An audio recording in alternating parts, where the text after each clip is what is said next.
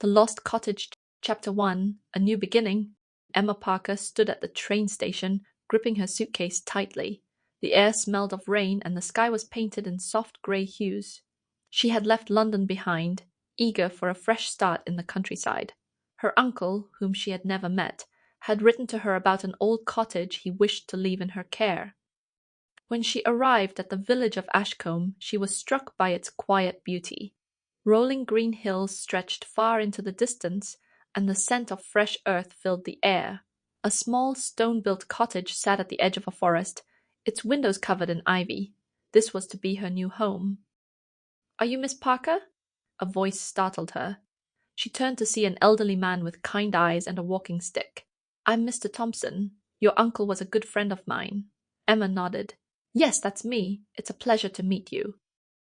Mr. Thompson helped her carry her suitcase up the narrow path to the cottage. "It's been empty for a while," he said, "but I reckon you'll bring it back to life." Emma unlocked the wooden door and stepped inside. The air was thick with dust, and old furniture stood in place, covered with white sheets. A large fireplace sat at one end of the room, and old paintings hung on the walls. "Your uncle loved this place," Mr. Thompson said. "There are many stories hidden in these walls." As Emma wandered through the rooms, she felt a sense of belonging. This place, with all its mystery and history, was now hers to uncover. Chapter 2. The Secret Room. Over the next few days, Emma cleaned the cottage, uncovering its hidden beauty. The wooden floors gleamed once more, and the kitchen, though small, had a warm charm to it. But one thing puzzled her, a locked door at the end of the hallway. No matter how hard she tried, it would not budge. Determined to find the key, Emma searched every drawer and cupboard. She finally found it inside an old jewellery box on the mantelpiece. With excitement, she rushed to the door and turned the key in the lock. The door creaked open to reveal a small room filled with books, old maps, and a desk covered in papers. Among the papers was a letter addressed to her. "Dear Emma, if you are reading this, it means you have arrived at the cottage. There is something you must know. This house holds a secret, one that has been in our family for generations. Follow the clues, and you will find what was lost. With love, Uncle William." Emma's heart raced. A secret? A mystery waiting to be solved? She knew then that her journey was only beginning. Chapter 3. The First Clue. Emma stared at the letter from her uncle, her mind racing with questions.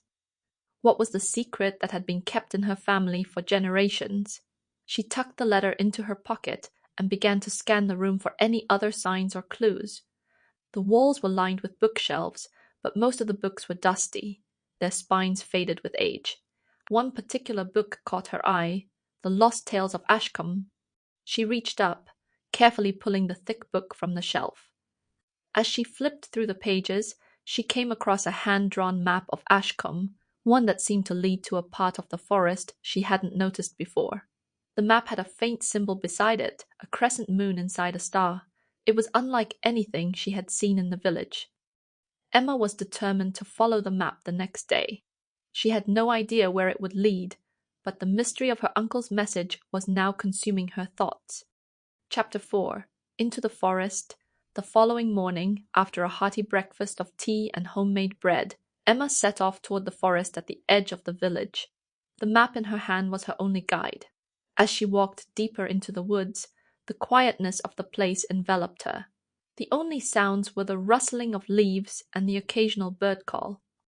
She followed the map's directions until she reached a small clearing. In the center stood a large stone, weathered by time with a symbol carved into its surface, the same crescent moon and star from the map. Emma's heart skipped a beat. She crouched down to inspect it more closely. The stone had a hidden mechanism. With a gentle push, she triggered it, and a section of the ground shifted, revealing a narrow stone staircase descending into darkness. Her breath caught in her throat. This was no ordinary forest. After a deep breath, she gathered her courage and descended. Chapter 5. The Hidden Chamber. The staircase led her to an underground chamber, its walls lined with shelves full of old, dusty relics. In the center of the room was a stone pedestal with a single glowing gemstone placed upon it. Emma stepped forward cautiously, feeling a strange pull toward it. Before she could reach the pedestal, she heard footsteps behind her. Spinning around, she saw a figure emerge from the shadows. It was a tall, slender man with a weathered face. His clothes, like his appearance, were old-fashioned, as if he had stepped out of another time. "Who are you?" Emma asked, her voice steady despite her racing heart. The man smiled, but there was something unsettling about his expression. "I could ask you the same question, Miss Parker. But I suppose it's only fair that you know who I am." He stepped forward into the dim light. "I am Elias, and I've been waiting for you." Chapter 6, The Guardian of Secrets. Elias introduced himself as the guardian of the secret that her uncle had left behind. He revealed that Emma's family had long been entrusted with protecting an ancient artifact hidden beneath Ashcombe, the gemstone on the pedestal. It was more than just a jewel. It was the key to a greater power, one that had been passed down through the generations. However, the power came with a great responsibility.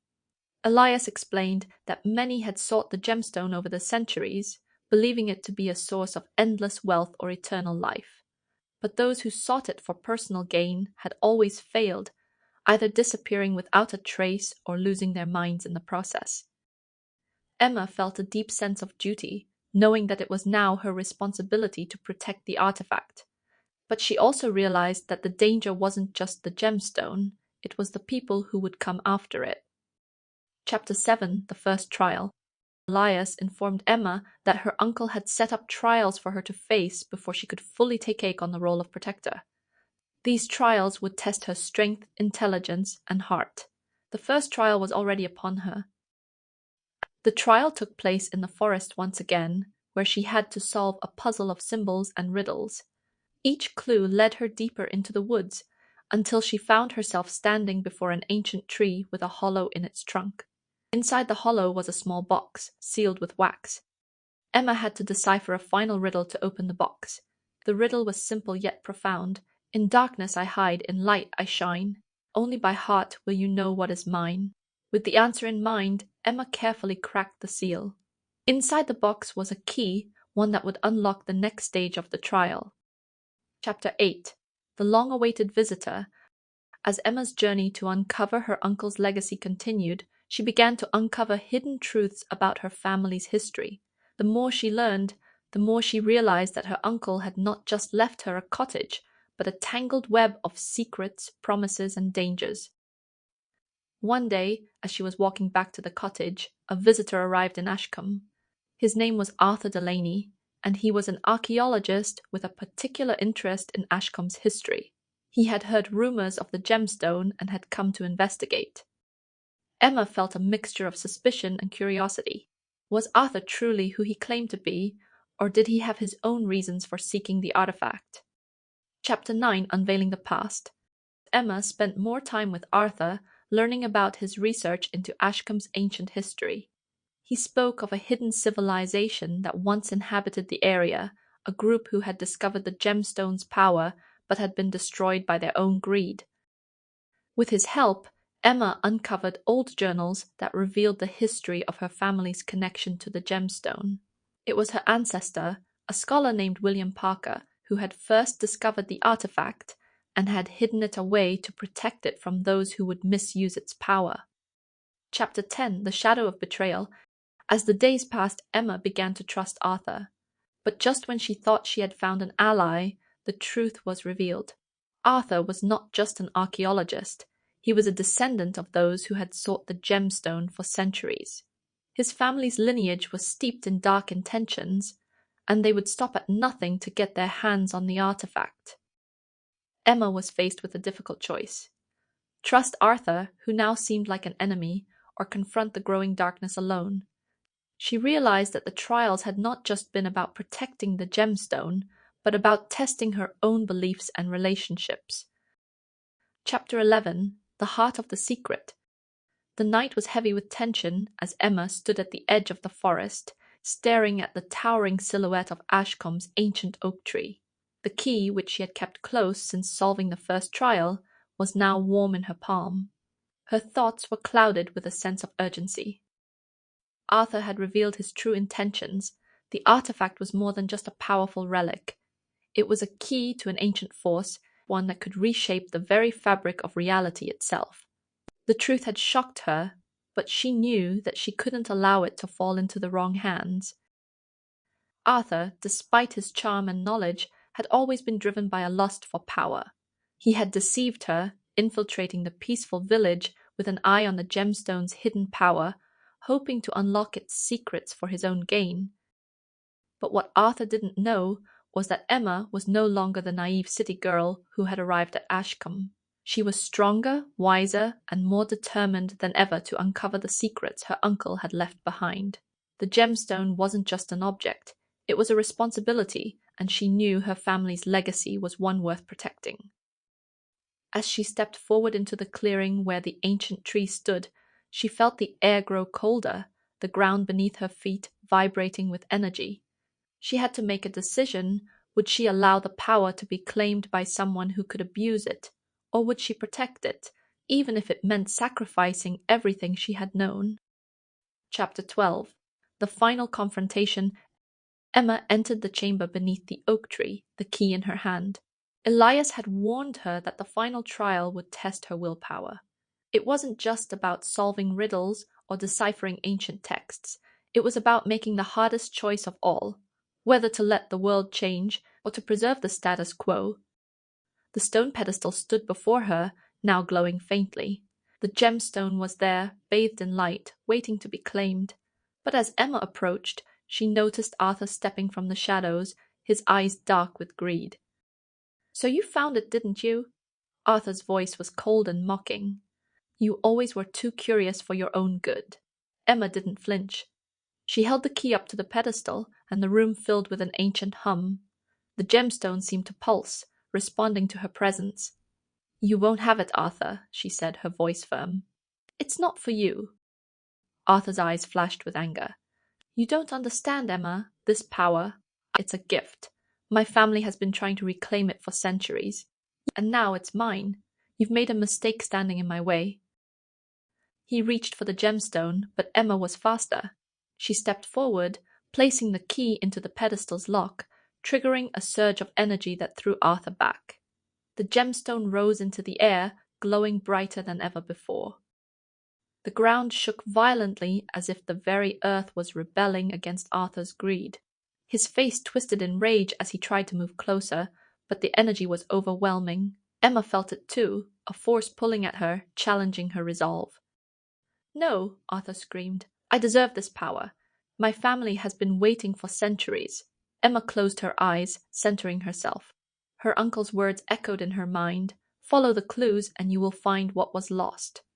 This wasn't about claiming the gemstone for herself or anyone else.